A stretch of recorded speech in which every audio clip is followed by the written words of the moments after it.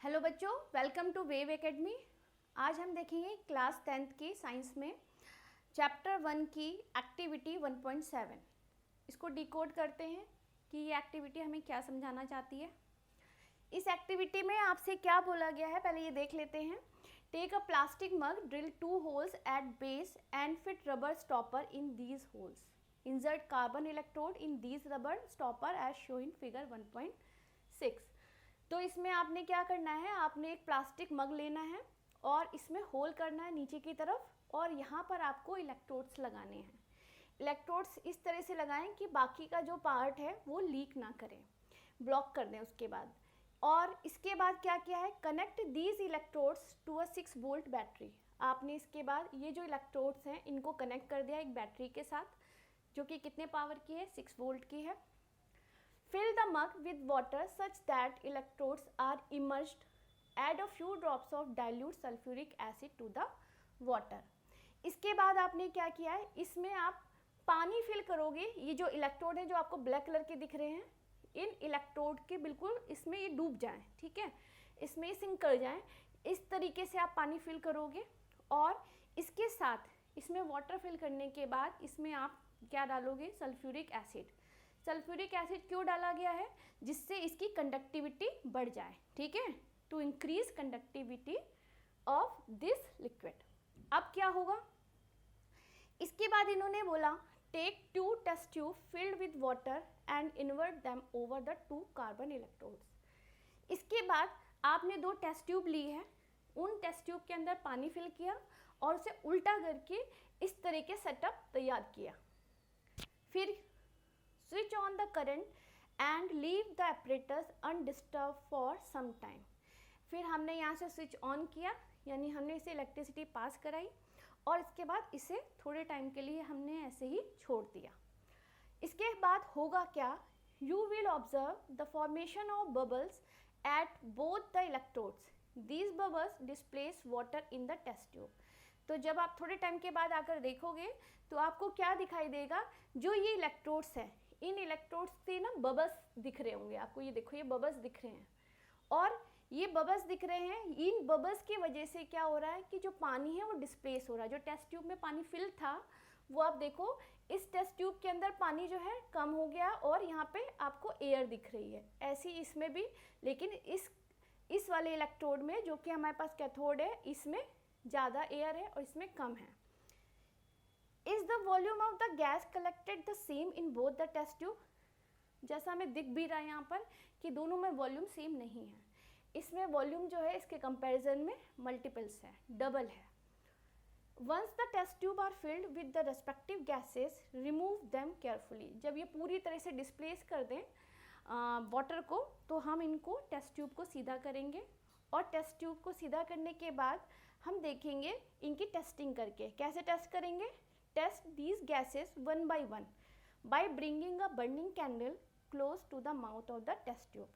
तो हम दोनों टेस्ट ट्यूब के पास क्या करेंगे, बर्निंग कैंडल लाएंगे उनके टेस्ट ट्यूब के माउथ के पास और वहाँ पर इनको देखेंगे कि जो बर्निंग कैंडल है उसमें क्या होता है, क्या फ्लेम बढ़ती है या कोई साउंड सुनाई देता है या कुछ और।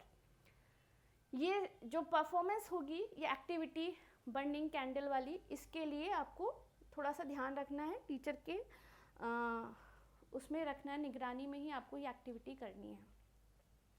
What happens in each case? दोनों टेस्ट ट्यूब में क्या हुआ वो बताना है। इसके बाद which gas is present in each test tube। अगर उस टेस्ट ट्यूब में कुछ हो रहा है, कुछ चेंजेस हो रहे हैं बर्निंग कैंडल लाने के बाद, तो हमें ये भी बताना है कि उन टेस्ट ट्यूब में कौन सी गैस प्रेजेंट है। तो देखते हैं क्या हुआ इस यहाँ पर क्या हुआ है। पहले तो हम ये समझ लेते हैं कि जो बैटरी होती है, बैटरी में प्लस और माइनस साइन वाला सिंबल होता है। बैटरी का जो माइनस सिंबल है, ठीक है, बैटरी का जो माइनस सिंबल है, अगर उससे कोई इलेक्ट्रोड लगा होगा तो बैटरी के माइनस सिंबल से लगे हुए इलेक्ट्रोड को हम क्या बोलते हैं, कैथोड। बैटरी का जो प्लस सिंबल होगा उससे जो इलेक्ट्रोड लगा होता है उसे हम बोलते हैं एनोड, ठीक है। तो यानी कि ये कैसा इलेक्ट्रोड हो गया, ये निगेटिव चार्ज वाला इलेक्ट्रोड है और ये पॉजिटिव चार्ज वाला इलेक्ट्रोड है। अब यहाँ पे एक स्विच लगाया है, ये तो इसलिए कि कब हमें क्लोज सर्किट करना है, कब ओपन सर्किट करना है। अब यहाँ पर देखेंगे आप, जब हमने इस सेटअप को तैयार कर लिया पूरी तरह से, उसके बाद जब हमने इसमें इलेक्ट्रिसिटी दी तो थोड़े टाइम के बाद आपने देखा कि यहाँ पर क्या हुआ है, इस टेस्ट ट्यूब में वाटर का डिस्प्लेसमेंट ज़्यादा हुआ है। किस टेस्ट ट्यूब? इसमें, जो कि कैथोड वाली टेस्ट ट्यूब है, और एनोड वाली टेस्ट ट्यूब में वाटर का डिस्प्लेसमेंट कम हुआ है। ठीक है, तो ये बेसिकली क्या है, ये इलेक्ट्रोलिसिस ऑफ वाटर है।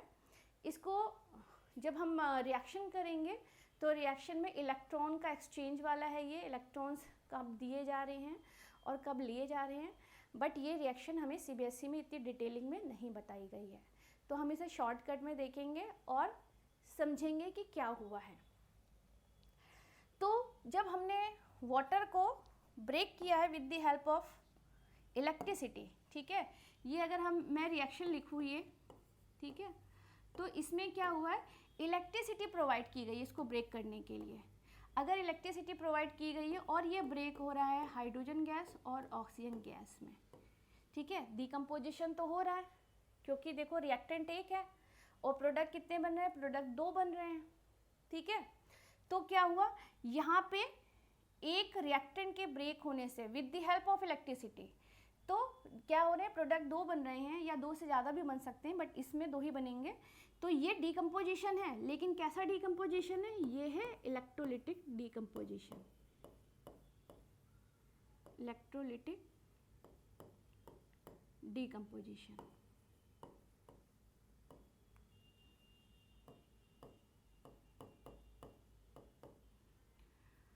अब आप देखो इसमें स्टेट भी चेंज हुई है।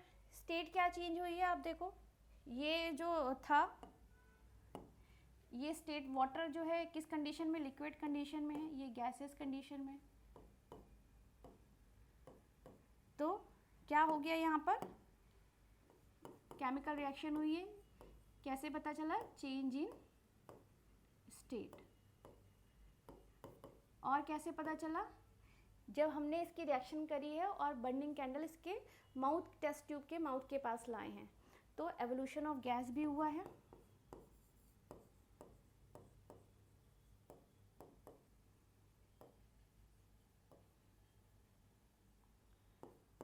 और क्या हुआ है यहाँ पर,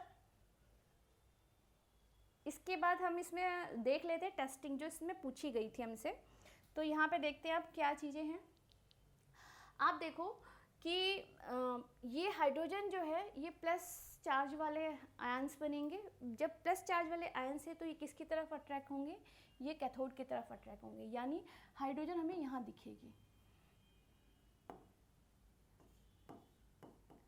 ठीक है, और जो क्या है हमारे पास, ऑक्सीजन वाले हैं OH माइनस आयन से, फिर वो इलेक्ट्रोस वाली रिएक्शन है, थोड़ी डिटेलिंग है, उसको हम शॉर्टकट में देखेंगे, तो यहाँ पर हमें माइनस में दिखेंगे, यानी ऑक्सीजन हमें इसके प्लस साइड पे दिखेगी।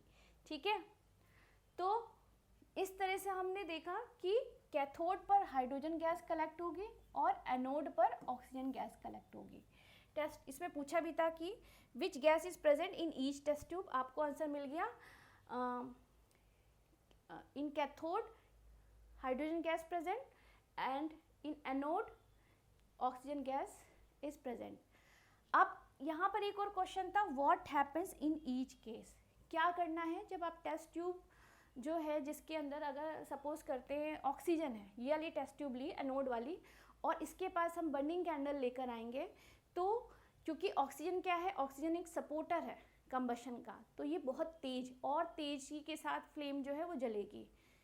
लेकिन जब हम हाइड्रोजन पे देखेंगे तो हाइड्रोजन पे हमें क्या देखने को मिलेगा, पॉप साउंड सुनाई देगा, क्योंकि हाइड्रोजन एक इनफ्लेमेबल, हाईली इनफ्लेमेबल गैस होती है।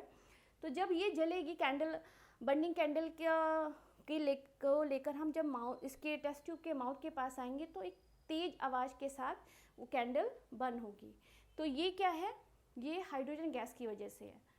तो हमको देखने को मिलेगा कि जब हम हाइड्रोजन, जो कैथोड वाली टेस्ट ट्यूब थी वहाँ पर पॉप साउंड सुनाई देगा, ये कंफर्मेशन है, पॉप साउंड सुनाना किस चीज़ के लिए, अगर पॉप साउंड आ रहा है, ठीक है, पॉप साउंड सुनाई दे, तो ये किस चीज़ का कंफर्मेशन है कि वहाँ पे हाइड्रोजन गैस प्रेजेंट है, हाइड्रोजन प्रेजेंट।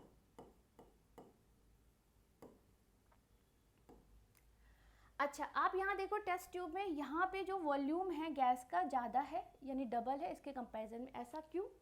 क्योंकि आप देखो वाटर का फॉर्मूला क्या है, वाटर का फॉर्मूला आप देखो यहाँ पे क्या है, वाटर का फॉर्मूला है H2, यानी हाइड्रोजन का रेशियो और ऑक्सीजन का रेशियो देखा जाए तो हाइड्रोजन हमें 2 दिखेंगी इसमें और ऑक्सीजन 1 दिखेगी, यानी हाइड्रोजन जो कलेक्ट होगी वो डबल अमाउंट में कलेक्ट होगी ऑक्सीजन के कंपैरिजन में।